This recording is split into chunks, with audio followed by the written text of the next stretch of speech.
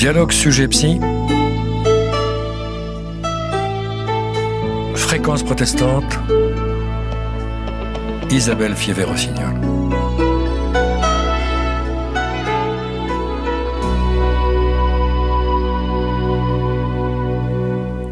Bonjour à toutes et tous. Aujourd'hui, j'ai le plaisir de recevoir Boris Cyrulnik. Bonjour Monsieur Cyrulnik. Bonjour. Donc nous allons parler de foi, d'attachement, de résilience.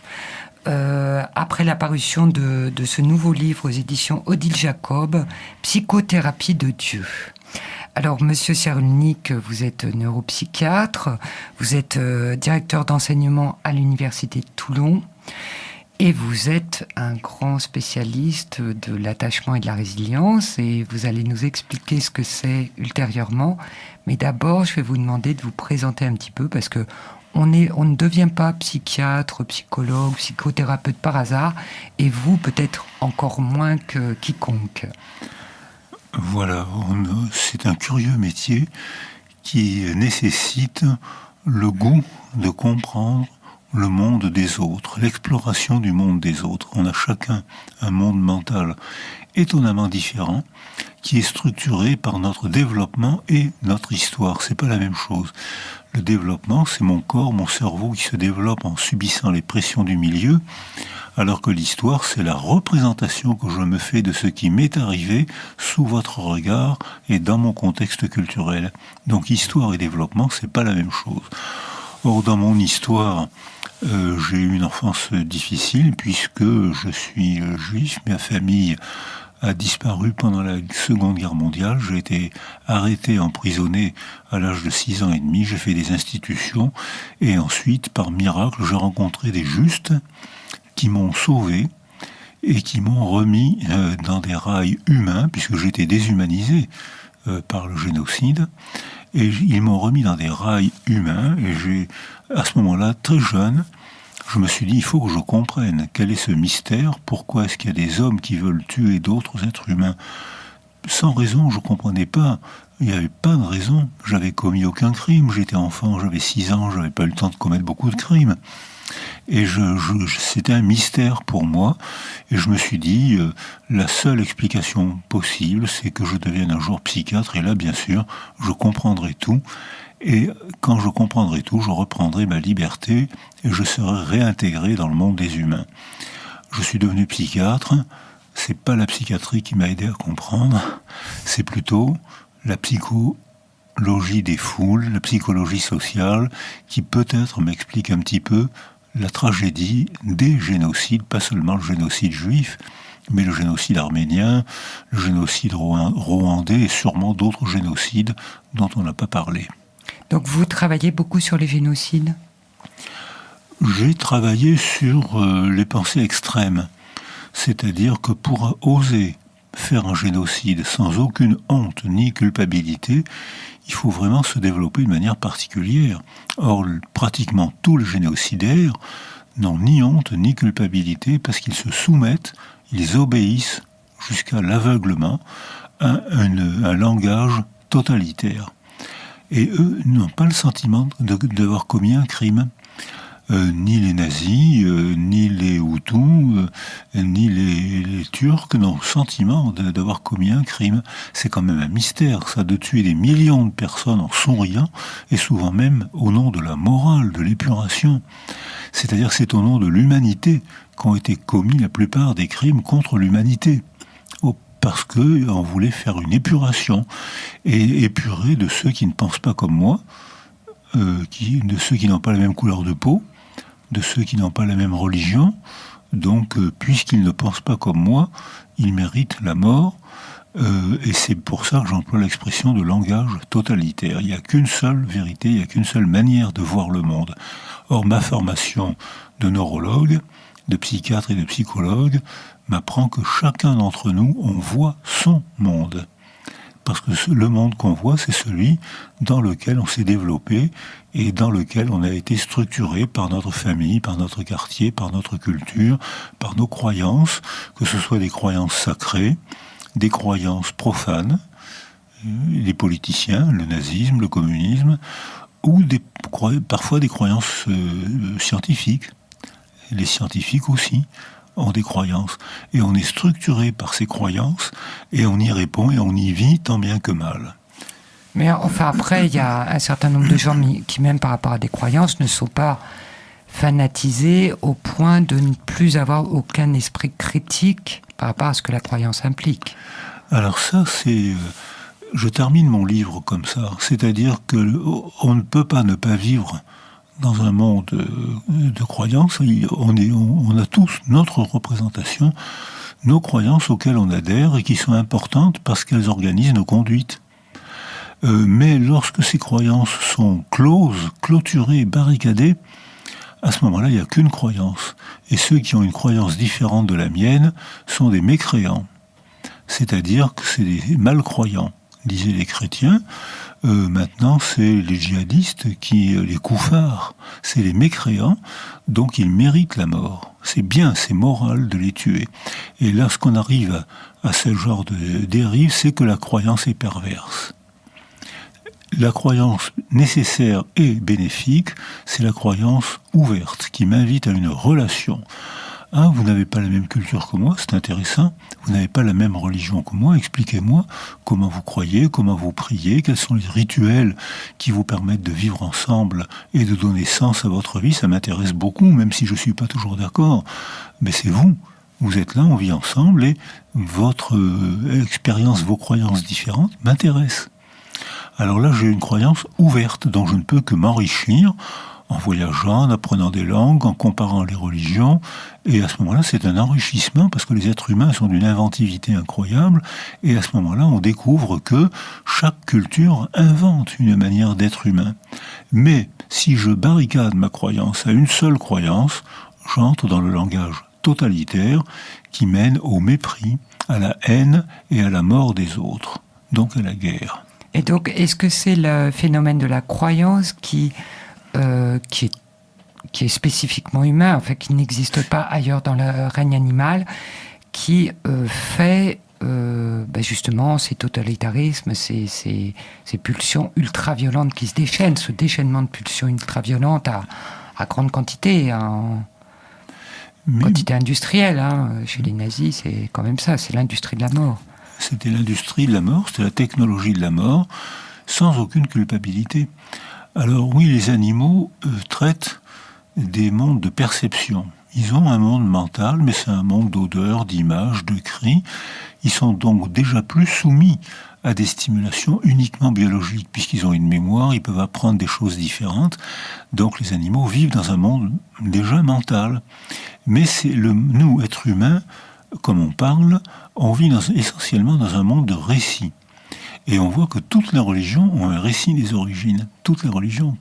Et c'est inévitable, c'est même bien, puisque c'est un mystère d'être au monde. C'est assez invraisemblable, ce truc-là. Vous vous rendez compte qu'on est vivant au monde, et que pour se rencontrer aujourd'hui, il a fallu des milliards et des milliards de déterminismes différents pour qu'on puisse se parler aujourd'hui. Oui. C'est pas logique, ça, c'est invraisemblable. Donc, on a besoin de ce mystère d'être vivant. Être au monde est un mystère qui nous pousse à la représentation d'un Dieu. Mais ce Dieu est fortement déterminé par la culture. Si vous naissez aujourd'hui en Égypte, vous avez quand même beaucoup plus de chances de devenir musulmane que bouddhiste. Si vous naissez en Amérique du Sud, vous aurez un christianisme imprégné de candomblé, c'est-à-dire d'une gaieté. Alors il y a des figures de mort partout, mais les processions chrétiennes en Amérique du Sud sont très belles. Il y a des couleurs, il y a des feux, il y a des chants magnifiques, mais ils s'intéressent à d'autres croyances. Mais voilà, nous, on est catholiques sud-américains. C'est pas tout à fait la même chose qu'être catholique africain, où on est beaucoup plus marqué par l'animisme, et c'est même pas la même chose que d'être catholique chinois. Il y a 30 ou 40 millions de catholiques en Chine qui sont fortement imprégnés par la philosophie religieuse du shintoïsme et du bouddhisme. Donc c'est des manières d'être catholiques très différentes, alors qu'ils prétendent se référer aux mêmes textes de base, mais qui sont interprétés différemment selon les cultures. Ça, c'est intéressant. Ça, c'est enrichissant. C'est étonnant. On n'est pas forcément d'accord toujours, mais qu'est-ce que c'est étonnant, qu'est-ce que c'est intéressant. Alors qu'en revanche, quand une croyance se clôture, c'est une déclaration, elle mène à la mort de l'autre, elle mène à la guerre, à la haine. Il n'y en a qu'un qui a raison, c'est mon chef. Parce que moi, je ne pense pas, quand je vis dans une culture totalitaire, je ne fais que réciter les slogans de mon chef. Je ne fais qu'obéir, quoi. Voilà, je ne fais qu'obéir, et c'est pour ça que je peux tuer des milliers de gens sans aucune honte et sans aucune culpabilité. C'est pas moi, je n'ai fait qu'obéir. Moi, j'étais moral. Je me suis inscrit dans une culture qui voulait épurer la société des nègres, des juifs et des tziganes et des homosexuels. Donc moi, je suis un être moral, je n'ai fait qu'obéir, je suis coupable de rien. Et à Nuremberg, aucun nazi n'a reconnu presque un seul a reconnu sa culpabilité. Tous les autres ont dit, mais non, on a fait un travail moral. Alors là, on arrive à une perversion. Mais cette perversion, elle peut être sacrée, elle peut être profane. Nuremberg, Ceausescu, la Russie, la Roumanie communiste, elle peut être religieuse, elle peut être, mais elle peut être scientifique. Lysenko, ami de Staline, était opposé à la théorie scientifique des chromosomes. Donc les étudiants qui parlaient de chromosomes étaient collés. À l'époque où, à Marseille, on commençait à photographier les chromosomes. Eh bien, eux, pour des raisons scientifiques détournées en idéologie, Lysenko, ami de Staline, faisait interdire l'enseignement des chromosomes. Donc, on a d'autres exemples. C'est-à-dire que toute représentation humaine peut être pervertie. D'où la nécessité de s'intéresser à d'autres couleurs de peau, d'autres cultures et d'autres croyances. Mais je suis né juif, donc je reste juif. Je suis né protestant, donc je reste protestant. C'est ma famille, c'est ma culture. J'ai été imprégné, j'ai été formé comme ça. Mais ça m'amuse beaucoup de savoir que d'autres ont une autre croyance, d'autres ça m'intéresse et ça me permet de mieux comprendre la mienne. Exactement quand on parle de langue. Le simple fait de parler une autre langue me permet de mieux comprendre ma langue maternelle. Donc on s'enrichit comme ça. Ça ne veut pas dire qu'on est toujours d'accord, on peut se disputer, mais il n'y a pas de génocide possible. Oui, parce que ça oblige la connaissance de l'autre qui est différent, oblige à une réflexion sur soi. Et déjà, ne serait-ce que pour lui expliquer qui on est, d'où on vient, etc., il faut réfléchir un minimum sur soi. Ça, c'est amusant que vous parliez de ça justement sur Fréquence protestante, où les protestants ont en permanence en France ce type de questionnement, puisqu'il y a plusieurs églises qui ont des théologies, des éthiques aussi différentes, et sont toujours obligés de se rapporter, de se nourrir de leur propre culture, de leur théologie, de la revisiter pour être capable de l'expliquer à l'autre. Ça, c'est une démarche très intéressante. Alors, Boris Cyrulnik, avant qu'on continue à parler de psychothérapie de Dieu, je voudrais profiter de votre présence, puisque vous êtes un grand professeur et un grand maître, pour nous expliquer ce qu'est l'attachement et ce qu'est la résilience. Beaucoup de gens en ont entendu parler, savent plus ou moins vaguement ce que c'est, mais expliquez-nous clairement ce que c'est. Il n'y a pas de définition plus simple. L'attachement, aucun bébé ne peut se développer s'il n'y a pas autour de lui une altérité sécurisante et fortifiante qu'on appelle maman, mais qu'on peut appeler papa ou qu'on peut appeler nounou. Il faut qu'il y ait une altérité réchauffante, protectrice et stimulante pour qu'on ait le plaisir de vivre, pour acquérir le plaisir de vivre. Donc ça, c'est la définition de l'attachement. Il y a des manifestations cliniques et expérimentales qui montrent que quand un bébé est privé d'attachement, son cerveau s'altère. Même s'il est sain, il ne développe aucune de ses aptitudes. Il a donc un grand déficit relationnel. Il ne parle pas. C'est donc un enfant très altéré s'il n'y a pas une autre figure d'attachement près de lui pour l'attirer hors de lui, s'attacher. Alors, ça, c'est la définition presque logique de l'attachement. Et la définition de la résilience, elle est aussi très simple, même un peu bébête, tellement elle est logique. Un enfant se développe bien et part convenablement dans la vie lorsque soudain un traumatisme, la mort de sa mère, la maladie, la guerre, la précarité sociale, font qu'autour de lui, cette altérité s'altère ou meurt. Donc il est seul, donc il arrête ses développements, et on peut l'aider à reprendre non pas son développement, mais un autre type de développement, bon, mais pas celui qu'il aurait eu s'il n'y avait pas eu de traumatisme. C'est donc la définition de la résilience est donc on ne peut plus simple, c'est la reprise d'un nouveau développement après un traumatisme psychique. Il ne peut pas y avoir de définition plus logique et plus bébête. Eh bien, écoutez, je vous remercie pour ces définitions logiques et bébêtes. Mais comme ce sont des mots qu'on utilise beaucoup et parfois un peu à tort et à travers, je me suis dit, bon, là, j'ai vraiment quelqu'un de sûr qui maîtrise parfaitement les sujets et pour cause. On va avoir des définitions très claires. Alors, pour revenir à votre ouvrage, donc c'est un ouvrage scientifique, hein. C'est pas du tout un ouvrage ni de témoignage sur une croyance quelconque. Et d'ailleurs, je vous demande pas si vous croyez en Dieu, si vous êtes d'une religion et tout. Ça ne nous regarde pas. Ce qui nous intéresse, c'est le travail de scientifique que vous avez fait pour voir ce qui se passe finalement dans un cerveau, si l'on peut dire, hein, enfin psychiquement, dans un psychisme, lorsqu'on croit en Dieu ou en Dieu ou autre, hein, ça peut être en anisme, justement, une idéologie, et ce qui est positif et ce qui est dangereux, ce qui peut être dangereux. Alors, expliquez-nous pourquoi est-ce que les gens croient.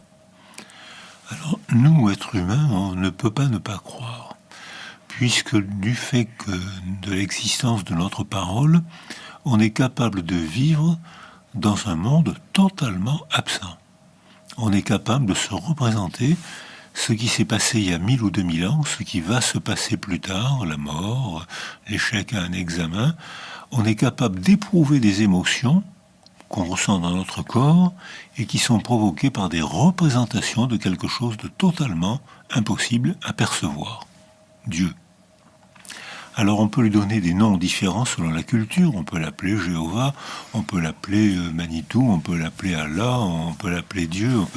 Alors dans la culture juive, il ne faut même pas prononcer le nom de Dieu, il faut que ce soit une abstraction parfaite. Mais nous, êtres humains, on est capable de faire des abstractions parfaites et d'y répondre. On répond à des représentations qu'on ne perçoit pas, et pourtant on organise notre vie autour de ces croyances sacrées, profanes, scientifiques. Alors, c'est parce qu'on parle, mais on n'oublie pas le monde animal, le monde des perceptions, parce qu'on a besoin aussi d'oxygène, d'eau, de nourriture, de sommeil, comme les animaux. Mais en plus, puisqu'on parle, on est capable d'éprouver dans notre corps une représentation merveilleuse, Dieu nous protège, ou craintive, si on fait des bêtises, Dieu va nous punir, ou dangereuse, le Dieu des autres est un mauvais Dieu, je suis le seul à avoir le vrai bon Dieu. Et à ce moment-là, il devient moral que j'aille l'exterminer, puisque c'est un mécréant. Et donc ça, tous les êtres humains, c'est du fait du langage que...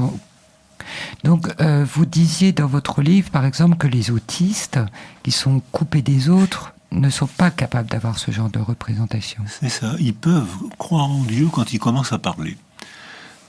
Puisque maintenant on arrive à démutiser les autistes et à leur apprendre à parler, certains apprennent très bien, ils gardent une forme d'intelligence bizarre, étonnante, mais parfois exceptionnelle. Ils ne savent pas toujours traiter les comportements, les rituels quotidiens, ils se trompent, mais ils peuvent avoir une forme d'intelligence exceptionnelle. Et ils ne se mettent à croire en Dieu que quand ils commencent à apprendre à parler, c'est-à-dire plus tard que les autres et différemment des autres. Mais un encéphalopathe, un autiste qui ne parle pas, ne peut pas se représenter quelque chose qui n'est pas là. La preuve, c'est qu'ils ont une peur panique à l'idée de franchir une porte, puisqu'on ouvre la porte et on les appelle. Et de l'autre côté de la porte, ils ne savent pas ce qu'il y a. Et ils ne répondent qu'à des perceptions. Donc ils se représentent que de l'autre côté de la porte, il y a peut-être un gouffre, c'est peut-être le cosmos dans lequel ils vont tomber. Alors ils piétinent parce qu'on les appelle, et ils n'osent pas franchir le pas de la porte parce que eux, ils vivent encore dans un monde de perception. Et quand ils vivent dans un monde, quand ils apprennent à parler, alors là, ils peuvent découvrir le Dieu de leurs parents, le Dieu de leur culture, le Dieu des gens qu'ils aiment, et qu'ils apprennent. Et là, ils peuvent apprendre à croire au Dieu qui les entoure. Et là, ils peuvent éprouver le sentiment de protection ou de menace, parce que parfois Dieu est punisseur. Oui, donc le rapport qu'on a à Dieu et le fait qu'on puisse croire en Dieu vient de notre capacité à communiquer avec les autres. C'est parce qu'on est en communication avec d'autres êtres humains, et notamment nos parents, qu'on a cette capacité à se projeter, à projeter, comme sur un écran, un Dieu. Voilà.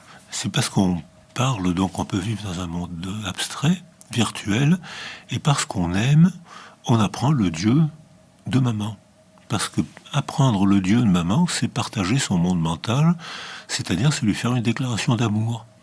Aimer le Dieu de maman, c'est être encore près d'elle, même quand il s'agit d'une représentation abstraite. Et c'est pour ça que on voit une sorte de cartographie des croyances. Les Égyptiens sont plutôt musulmans, les Sud-Américains sont plutôt catholiques, les Allemands sont souvent protestants. Donc on voit une cartographie des croyances parce que ces gens-là, les êtres humains, parlent et partagent le Dieu des gens qu'ils aiment. Et c'est un sentiment psychologique tout à fait important, c'est qu'à ce moment-là, ils ont une cohérence de leur monde, ils éprouvent une sécurité, on a le même Dieu, on a la même conception du monde, donc je me sens en familiarité avec vous. D'ailleurs, beaucoup de croyants disent « mon frère » ou « mes frères », « mes sœurs ». Oui. Donc c'est bien la preuve qu'il y a un sentiment de familiarité qui est créé par cette proximité affective. Et ça, c'est que du bénéfice. Parce qu'en plus, on se sent proche, je me sens en confiance avec vous, je suis à l'aise avec vous, puisqu'on partage le même Dieu. Quand j'étais enfant, on a appris à respecter, à effectuer les mêmes rituels. Donc je sais comment il faut prier, je sais comment il faut chanter. Et puis surtout, j'ai entendu des discussions, des débats, je sais quels sont mon ethos, c'est-à-dire la hiérarchie morale de mes valeurs, qui ne sont pas les mêmes selon les pays, selon les époques et selon les religions, mais ça change tout le temps, ça. Donc, mais j'appartiens donc à un Dieu, qui est le Dieu de ma famille, et le Dieu de ma culture, et ça, c'est que du bénéfice. En cas de malheur, il y a une solidarité. En cas de malheur, il y a un espoir. En cas de malheur, je vais être aidé. Je ne suis pas seul au monde. Donc, c'est que du bénéfice protecteur et estime de soi. Mais si ça se clôture, c'est que du maléfice, puisqu'à ce moment-là, ça mène à la haine de l'autre, à l'ignorance de l'autre, donc à la haine et à l'aspect pseudo-pervers, moral perverse. Il est moral que je le persécute, puisqu'il n'a pas le même Dieu que moi. Votre livre démarre sur un témoignage, donc vous vous êtes occupé d'enfants soldats. Donc ce sont des enfants qui sont dans des conditions de violence, enfin qui doivent administrer la violence, hein, alors qu'ils sont tout petits, hein, il y en a qui n'ont même pas 10 ans, je pense, hein, des enfants soldats. Et donc, et vous dites que pour certains d'entre eux, le seul endroit où ils se sentaient en sécurité, c'était l'église. Donc est-ce que vous pouvez développer un petit peu Oui, d'ailleurs, mon interrogation est partie de ce travail au Congo, RDC, avec les enfants soldats. On estime qu'actuellement, il y a entre 300 et 400 000 enfants soldats, mais on ne compte pas les enfants soldats qui sont actuellement fabriqués au Proche-Orient et qui sont incroyablement fanatisés à l'école et dans les maternelles. J'ai vu des dessins animés fanatisant les enfants contre les Américains, les Occidentaux et bien sûr contre les Juifs. Donc ces enfants-là, il y a une fabrique du fanatisme qui est socio-culturelle, qui est intentionnelle, qui est fabriquée par quelques personnages politiques.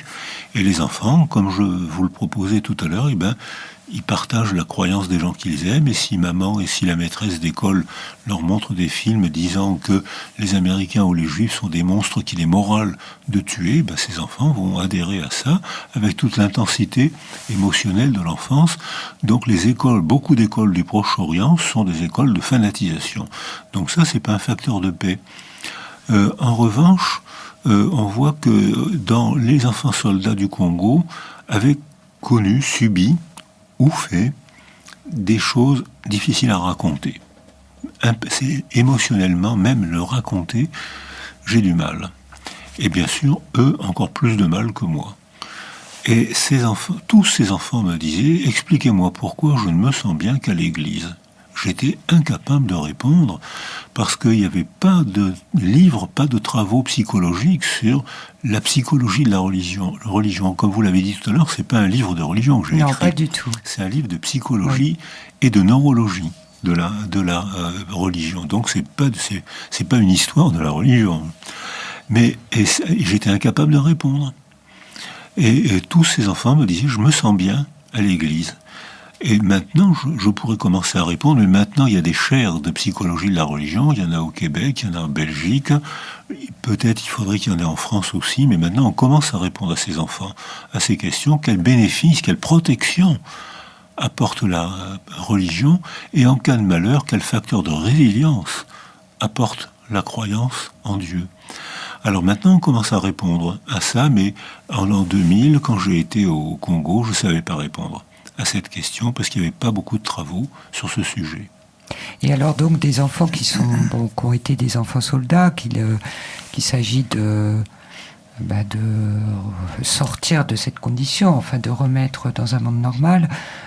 Comment est-ce que vous allez toucher justement leur résilience? Comment est-ce que vous allez pouvoir leur permettre de se réadapter à un monde normal sans violence, se reconstruire? Alors est-ce que le monde normal est un monde sans violence? J'ai peur que le monde humain soit violent. Je pense que l'espèce humaine n'a pu survivre que grâce à la violence des hommes. C'est-à-dire qu'il y a une époque où les hommes étaient une espèce en voie de disparition sur Terre. Il y avait 200 000 ans, il restait à peu près 20 000 squelettes d'êtres humains sur la planète. C'est-à-dire qu'il n'y avait presque plus d'êtres humains. Les êtres humains avaient pratiquement disparu. Et à ce moment-là sont apparues les deux armes qui ont fait la puissance des êtres humains, c'est-à-dire l'artifice de la parole et l'artifice de l'outil. Et à ce moment-là, on a commencé à fabriquer des silex taillés qui nous ont permis de tuer des animaux pour les manger, de racler les peaux, de prendre les arêtes des animaux pour coudre les peaux, en faire des vêtements, de se coordonner autour d'un feu pour cuire certains aliments.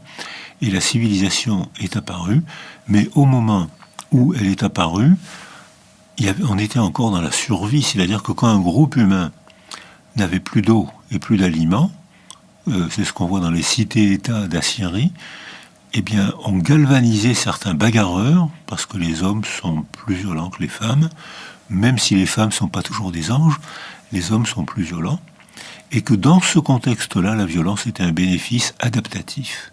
Parce qu'à ce moment-là, on galvanisait quelques hommes bagarreurs qui allaient voler, piller ceux qui avaient encore de l'eau et des aliments. Et on vénérait ces hommes, on en faisait des chefs, on en faisait des guerriers. Dans les sépultures, les guerriers étaient considérés comme les sauveurs du groupe, ce qui était vrai. Mais ils étaient sauveurs du groupe parce qu'ils avaient détruit le groupe d'à côté. Et donc la violence était normale, adaptative. Et puis maintenant, on a fait assez de progrès pour qu'aujourd'hui, en Occident, la violence ne soit que destruction. Destruction du couple, destruction des femmes, destruction des enfants, destruction des groupes humains violents. Mais ça, c'est la preuve, on ne supporte plus la violence depuis 1 ou 2 générations en Occident. Et pas toujours, parce qu'il y a encore des pays où on valorise la violence des garçons. On les encourage, les mères, les sœurs, les fiancés encouragent les hommes à la violence quand c'est un pays en guerre ou quand c'est un pays en pauvreté. On encourage la violence des hommes. Dans notre culture, par bonheur, on n'a plus besoin de la violence n'est que destruction. Mais ça, c'est un phénomène qui vient d'apparaître. Alors, je pense que s'il n'y avait pas eu la violence des hommes, l'espèce humaine aurait disparu. Mais aujourd'hui, c'est la technologie qui risque de faire disparaître l'espèce humaine. C'est-à-dire que notre victoire de l'artifice, monde des mots, monde des outils, est tellement grande que le monde des mots est en train de fabriquer des idéologies meurtrières et que le monde de l'artifice est en train de fabriquer des armes qui peuvent détruire l'humanité. Oui, ça déjà depuis un petit moment, depuis toujours la Deuxième Guerre mondiale, on le sait, malheureusement. Mais quand j'étais enfant, quand la Hiroshima, la bombe a éclaté, ce que vous dites est vrai pour les jeunes d'aujourd'hui. Mon témoignage, quand la bombe a éclaté en 1945, j'étais à Bordeaux. Je témoigne que ça a été une explosion de joie. Les gens sortaient dans la rue, s'embrassaient, riaient, dansaient, embrassaient les inconnus, parce que l'explosion d'Hiroshima, dans ce contexte-là, signifiait maintenant la guerre est vraiment finie. On n'a que 200 000 morts à Hiroshima si on n'avait pas lancé les 2 bombes, Hiroshima et Nagasaki, qui, sur le plan politique, n'étaient, paraît-il, pas utiles. Les Chinois, les Japonais avaient déjà accepté la reddition. Eh bien, si à ce moment-là, ça signifiait la fin de la guerre, et si on n'avait pas lancé ces 2 bombes, on évaluait à 4 ou 5 millions le nombre d'hommes qui auraient été tués. Donc 200 000 personnes innocentes tuées en 1 minute, c'était une bonne affaire. Alors, Monsieur Cyrulnik, pour vous, Dieu existe forcément puisque il existe dans le psychisme de plus de 7 milliards d'habitants. Alors, si Dieu existe, Dieu seul le sait. Mais nous, êtres humains, ce qu'on sait, c'est que Dieu existe puisqu'il gouverne 7 milliards d'êtres humains qui sont protégés, qui sont moralisés, qui sont solidarisés, qui sont punis par une instance qu'ils appellent le Dieu de leur religion. Donc c'est une existence qui se manifeste psychologiquement, qui se manifeste socialement et même qui se manifeste neurologiquement. Puisqu'on sait maintenant, en photographie, en film, on dose comment la croyance en Dieu modifie le fonctionnement cérébral. Donc, alors justement, expliquez-nous comment ça modifie le fonctionnement cérébral. Dans les bons cas de figure, je veux dire, quand la croyance est ouverte quand c'est une vraie croyance. Oui, quand c'est une vraie croyance. Quand c'est une récitation sans émotion, ça marche pas. Ouais. Mais quand c'est une croyance que le croyant dit ce qu'il éprouve et ce qu'il espère, c'est une croyance. Et là, ça modifie le fonctionnement cérébral. C'est facile à comprendre. C'est très bébête, ça aussi. Si je vous insulte, vous allez pâlir, votre cœur va s'accélérer, vous allez trembler. C'est-à-dire que rien que moi, en agitant la bouche pour fabriquer un mot, je vais modifier les substances de votre corps qui provoquent une striction de vos vaisseaux, une accélération de votre cœur. Mes mots abstraits, virtuels, une insulte, ont modifié le métabolisme de votre corps. Donc c'est facile à comprendre, ça, on a tous vécu ça. Si je vous fais un compliment, vous allez rougir de plaisir, vous allez dire que j'exagère, mais j'aurais modifié aussi votre manière dont votre corps et votre cerveau fonctionnent. Sauf que maintenant, on a des capteurs techniques qui permettent de photographier, de filmer, de doser comment notre cerveau réagit à ces croyances et à ces représentations virtuelles qui modifient le corps. Et là encore, c'est très facile à comprendre. Si vous êtes croyant et que je vous demande de vous mettre, de prier comme vous avez appris à le faire dans votre religion, on voit 2 choses sans difficulté. Le cerveau fabrique de l'électricité que maintenant on sait capter, on appelle ça un électroencéphalogramme en médecine, on s'en sert tous les jours.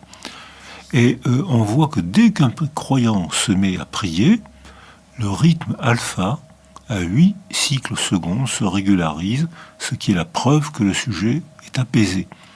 Quand le sujet est en alerte, on voit des rythmes rapides, on voit des pointes, c'est que le cerveau travaille de manière alertée, parce le corps sécrète des substances, l'adrénaline, la cortisone, des substances d'alerte. Mettez-vous en prière très rapidement, si vous êtes croyant, toc, toc, toc, 8 cycles secondes. Vous êtes relaxé. Alors ça, c'est un capteur qu'on peut faire en ville. Et maintenant, la neuroimagerie montre des capteurs encore plus performants dans le cerveau, l'intérieur de votre boîte crânienne. Il y a à la base du cerveau une amande de neurones qui est le socle neurologique des émotions insupportables. Angoisse, dépression, colère, des choses, des sentiments qui nous font beaucoup souffrir. vous êtes croyant, priez. On voit que l'amygdale rhinencéphalique, le socle neurologique des émotions insupportables, s'éteint. Et on voit que le circuit limbique, un anneau qui est à la face interne des deux hémisphères, se met à consommer l'énergie, c'est-à-dire il se met à fonctionner, sauf que les émotions insupportables sont éteintes et que, au contraire, les émotions nécessaires, supportables, la mémoire, les émotions contrôlées se mettent à fonctionner. La prière a régularisé le fonctionnement de votre cerveau si vous êtes croyant.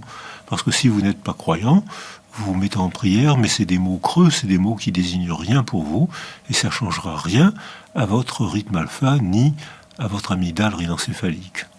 Donc la croyance serait la meilleure des thérapies pour les dépressifs croyants. Alors, enfin, la prière serait la meilleure des thérapies pour des... Mais pour nous tous, dépressifs ou non dépressifs. Non, mais a fortiori pour des dépressifs qui ont besoin d'une thérapie. Alors, personne ne peut prétendre échapper aux épreuves de la vie. Au moment où inévitablement on aura le deuil, l'échec, le chagrin, l'échec social, inévitablement on connaît ça, on est malheureux. On sait qu'on va s'en remettre, on n'est pas dépressif, on est malheureux, on sait qu'on va s'en remettre. Si on est croyant, on se met en prière, on appelle au secours notre Dieu, et on est étonné de se sentir apaisé. On peut se remettre au travail, on peut se remettre à espérer, à se débrouiller comme on peut dans la vie. Il y a aussi les rituels. Je sais que dimanche prochain, je vais aller au temple, à l'église, à la synagogue. Je vais rencontrer des gens qui vont m'aider. Un groupe, l'effet protecteur du groupe va se mettre en place. Je vais chanter avec eux, je vais communier. Voilà. Ça, c'est des partages physiques. Voilà, exactement. L'émotion, la musique est une émotion partageable, une synchronisation des émotions partageables. Je sais que je vais être mieux après avoir chanté avec des gens que j'aime et qui pratiquent les mêmes rituels religieux que moi. Donc, je ne suis pas dépressif, je suis malheureux. J'ai eu un pépin, une maladie, j'ai perdu un être cher, je suis malheureux, je ne suis pas dépressif. La religion me protège, c'est un facteur de protection. Si il m'arrive un trauma, alors là, j'ai vraiment besoin de Dieu. Et là, je pense, en disant ça, je pense à Elie Wiesel à Auschwitz, qui dit, mais si Dieu existe, il ne peut pas avoir permis quelque chose comme ça. Mais Elie Wiesel ajoute, mais pourtant, j'ai tant besoin de lui. Et il garde sa foi en Dieu malgré Auschwitz. C'est-à-dire parce qu'il avait plus que jamais besoin de Dieu. Donc ça veut dire que notre croyance en Dieu dépend de notre vie, des circonstances de notre existence. Tout à l'heure je disais ça dépend de notre culture, de notre famille, et maintenant je dis ça dépend des circonstances de notre existence. D'ailleurs tous les croyants disent il y a des moments où je suis plus croyant qu'à d'autres, il y a des moments où je doute, et il y a des moments où j'ai un besoin intense de Dieu, il est là, il répond. Et la croyance est performative, on pourrait dire, puisque celui qui croit, qui prie, il se crée un univers mental, enfin il oriente son univers pour que ce pourquoi il a prié arrive, advienne, dans la mesure où ça peut dépendre de lui et de sa façon d'être, dans le relationnel, etc. Si c'est des questions par exemple relationnelles, ça influe sur ce qu'il est. Il a appris à appeler Dieu comme à la manière dont on appelle Dieu dans sa famille et dans sa religion. Et effectivement, donc, il a une arme pour se défendre. C'est Dieu. Je peux l'appeler. Il est toujours là, il me côtoie tout le temps. Si je fais une bêtise, je ne peux pas faire n'importe quoi parce qu'il va me punir, il va me juger, il va me punir. Donc je suis un être moral, donc je suis fier de moi, j'ai de l'estime de moi, j'ai bonne conscience de moi, mais ça dépend de mon histoire et de mon développement. Donc vous êtes plutôt, en tant que psychiatre, pour que les gens croient en Dieu, finalement, c'est pour leur santé, alors, pour qu'ils aient une vie plus heureuse. Quand j'étais praticien, j'avais des amis, des collègues chercheurs, des patients qui me disaient « Heureusement que je crois en Dieu, je suis dans une telle souffrance, heureusement Dieu est là. » Je ne les ai jamais critiqués. Contrariés. Jamais. C'est une chance. Non, c'était étant psychiatre. J'ai cherché à me mettre dans leur monde mental. Oui, oui. Donc je respectais ça parce que je me disais, tant mieux, au moins ils ont ça. Donc bien sûr, il n'est pas question de détruire ce mécanisme de protection qu'ils ont appris dans leur affection, dans leur famille, dans leur culture. Je respecte et ça m'intéresse. Parce qu'il n'y avait pas de travaux psychologiques sur la croyance en Dieu. Ça m'intéressait, mais je n'avais pas de réponse. Mais je respectais, quelle que soit la religion, des gens qui me disaient ça. C'était des musulmans, je respectais. C'était des chrétiens, je respectais. Sans comprendre, mais je respectais. J'avais des amis qui me disaient ça. J'avais un ami proche qui a participé au début de la résilience et à qui il est arrivé à une tragédie familiale. Et il me disait, heureusement, je crois en Dieu. J'allais quand même pas lui dire tu as tort. Non, bien sûr, mais vous avez observé que ça fonctionnait. Voilà, c'est ça. Et maintenant, vous savez pourquoi. Voilà, c'est exactement ça. J'observais sans comprendre, maintenant j'observe et j'ai l'impression de comprendre un peu mieux. Alors, avant de conclure cette émission, je voudrais... Quel conseil vous donneriez à nos églises? Alors, bon, là, vous êtes sur une radio protestante, il y a beaucoup de catholiques qui nous écoutent. Aujourd'hui, il y a de plus en plus de gens qui sont en quête de spiritualité, probablement parce que le monde devient de plus en plus virtuel, les relations sont plus rapides, on est peut-être un peu plus perdu qu'avant. Et en même temps, les gens ont une quête spirituelle, une quête existentielle, ils ont besoin de sens dans leur vie, et pourtant, ils vont de moins en moins vers les églises.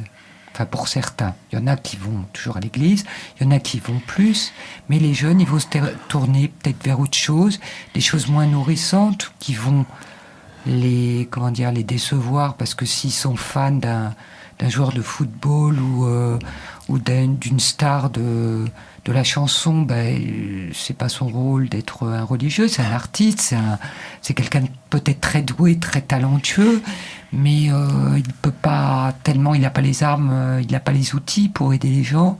Donc les églises, il y a ce paradoxe pour elles, de gens en demande, en attente, et en même temps qui ne vont pas vers elles. Qu'est-ce qu'elles devraient faire, selon vous? Alors, ce que vous dites est en partie vrai. Les adultes des religions occidentales fréquentent de moins en moins les lieux de prière. Ça ne veut pas dire qu'ils soient privés de spiritualité. Mais les jeunes ont une spiritualité plus individualiste, puisque notre culture valorise l'individu plus que le groupe. Et donc ils ont un désir de transcendance, ils ont un désir de spiritualité sacrée, la religion, spiritualité laïque. Les gosses, les jeunes qui s'engagent dans les ONG, c'est une forme de spiritualité. Ils vont aider les pauvres, ils vont les aider à ne pas mourir. C'est une forme de spiritualité, c'est-à-dire au-delà de la matière. Ils vont parler avec eux, ils vont essayer de les aider, ils les aident souvent. Donc c'est une spiritualité qui a changé de forme. En revanche, les rituels religieux ne les intéressent plus beaucoup. C'est pour ça que les églises se vident, parce que ces jeunes ne croient plus au pouvoir unique des rituels de leur religion. Alors, ou bien ils inventent leurs propres rituels, ils prient chez eux, ils s'inventent des prières, ou bien ce qu'on constate aussi, c'est presque l'opposé chez les petits-enfants. On voit des petits-enfants aujourd'hui qui redécouvrent un Dieu très autoritaire. Et on voit dans toutes les religions, chez les musulmans, les mosquées sont pleines. Il y a même, elles débordent même. Il y a des gens qui prient dans la rue, soit parce qu'il n'y a pas assez de mosquées, soit parce que ça prend une signification un peu provocatrice. Mais ou bien parce qu'ils peuvent pas prier dans la mosquée, donc ils prient dans la rue. Donc ça, c'est pas leur faute. Et on voit que les enfants musulmans redécouvrent le Dieu intransigeant, le Dieu totalitaire. Les koufars de nos banlieues sont la preuve qu'il y a des îlots de totalitarisme qui sont en train d'apparaître chez nous. Même raisonnement pour des enfants juifs, alors que les juifs étaient croyants au XIXe siècle, après la Seconde Guerre mondiale, ils étaient très laïcs, et leurs enfants redeviennent très religieux. Et en écrivant ce livre, en faisant l'enquête, j'ai rencontré plein de parents juifs qui me disaient « Je suis étonné par mes enfants, Ils vont voir le rabbin, ils lui demandent comment il faut prier, quels sont les rituels, et c'est eux qui les enseignent à leurs parents qui croyaient avoir oublié la religion de leurs origines. C'est eux qui demandent même à être mariés, alors que les parents ont milité pour épouser celle qui correspondait à leur désir, à leur personnalité. Donc c'est réactionnaire. Il y a un retour réactionnaire vers les religions. Quand il a lieu, il est réactionnaire. Voilà, probablement, on a été trop loin dans la recherche de l'individu, ça les angoisse. Au Moyen-Âge, on appelait ça les errants. C'est-à-dire les errants, ils allaient n'importe où, ils ne savaient pas où ils allaient, leur vie n'avait pas de sens. Donc maintenant, le fait qu'ils soient cadrés donne sens à leur vie, les sécurise au risque de la clôture totalitaire. Donc il y a peut-être aussi un rôle des parents de sécuriser un peu plus leurs enfants pour qu'ils n'aillent pas chercher ça. Un rôle de la culture, parce qu'on voit chez les djihadistes, les parents ont très souvent bien fait leur boulot de parents. Que ce soit des chrétiens ou des musulmans, il y a le même nombre d'enfants de chrétiens ou d'enfants de... Oui, qui deviennent djihadistes, oui. Voilà, c'est le le même nombre. Je crois que, c'est pas du tout un problème Non, musulman. Non, Or, ces parents, musulmans ou chrétiens, ont bien fait leur boulot de parents, mais il n'y a pas eu de relais culturel pour accepter ces jeunes quand ils arrivent à l'adolescence. Pour quitter maman, quitter papa, il faut qu'il y ait du scoutisme, du sport, de la culture, du travail. Il n'y a pas. Il n'y a pas de socialisation, pour les jeunes. Voilà. Il n'y a pas de socialisation. Il y a la socialisation dans la famille. Oui, familiale. Qui a été bien faite par ces parents-là, qui sont très malheureux, qu'ils soient chrétiens ou musulmans, ils sont très malheureux de voir leurs enfants partir de cette manière. Attendez, au djihad, c'est terrible ça. Et c'est parce qu'il y a une défaillance culturelle qui n'accueille plus les adolescents. D'accord. Eh bien écoutez, Monsieur Cyrulnik, je vous remercie beaucoup pour cette interview et je souhaite à tous nos auditeurs une excellente journée. Au revoir. Dialogue sujet psy. Fréquence protestante. Isabelle Fievet-Rossignol.